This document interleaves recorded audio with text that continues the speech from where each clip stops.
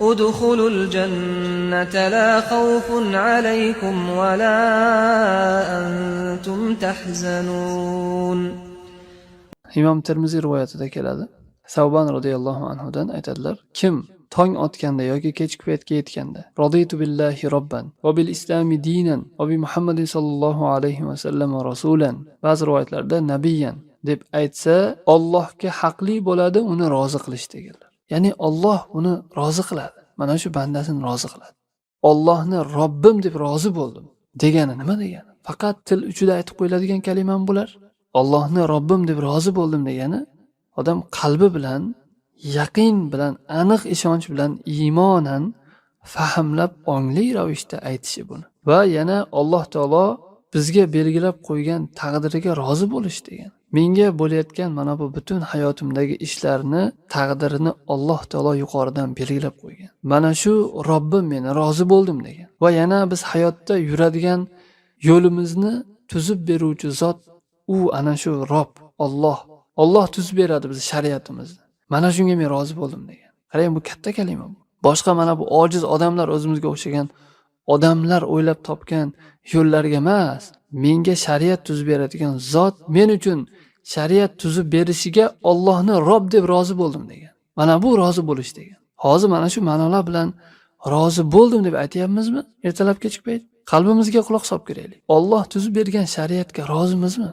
İç-içimizdan shu shariat hukmlariga, buyruqlariga, qaytariqlariga rozimizmi? Allohning shariati bilan hayotda amal qilinishiga rozimizmi? Voqelikda mana bu joriy bo'linishidan oldin hali qalbimizda, ich-ichimizda shu hukmlar joriy bo'lganmi, o'zi rozimi, taslimmi? Tamomiy taslim bo'lganmi shunga? Rozi bo'lganmi? Yoki yo'q, hozir bu shariatga amal qilsa bo'lmaydi. Hozirga to'g'ri kelmaydi bu deb shunday o'tib ketyaptimi? Qalbimiz bizga muvofiq kelmaydi deyaptimi yoki qalbimiz? Shariatdagi hukmlar bizga to'g'ri kelib qolganda, yoqqan paytda har rozimiz shariatdan desak.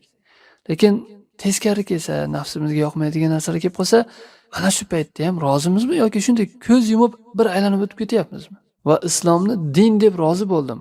Islom dinidagi barcha shu aytilgan narsalarni mana shu dinim meni. Mana shu bilan o'zini odam aziz tutib, faxrlanib shu bilan men mo'min musulmonman men. Islom shoirlarini qilib, bundan uyalmasdan odam, hatto ba'zilar o'zini erkaklar soqol qo'ygani, ibodatlarni qilgani bilan uyalib yoki ayollar hijob kiygani bilan uyaladiganlar bor. Mana bu dinini tushunmaslik bu.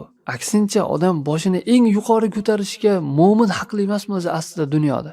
Mana bu eng aziz, mana bu eng pok haq din, mana bu islom, shu islomni din ekanligiga men roziman ya Robbiy.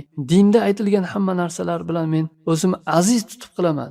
Eng pokiza haq Allohning huzuridagi haq shariat. Bu bo'lmasa Alloh taolo hech kimdan hech qaysi dinni qabul qilmaydi. Bitta Allohning huzuridagi din, haq din mana shu islom. Islomdan boshqa hamma din botil, bekor ular, behuda ular. Yo'q, u din emas ular. Bitta din islom, Allohning huzuridagi qabul bo'ladigan din islom. Qabrda bizdan dining nima deganda mana shu islom deb javob berishimiz kerak. Mana shu islomni meni dinim ekanligiga men roziman ya Robbiy. Va Muhammad sallallohu alayhi va sallam mening payg'ambarim, rasulim.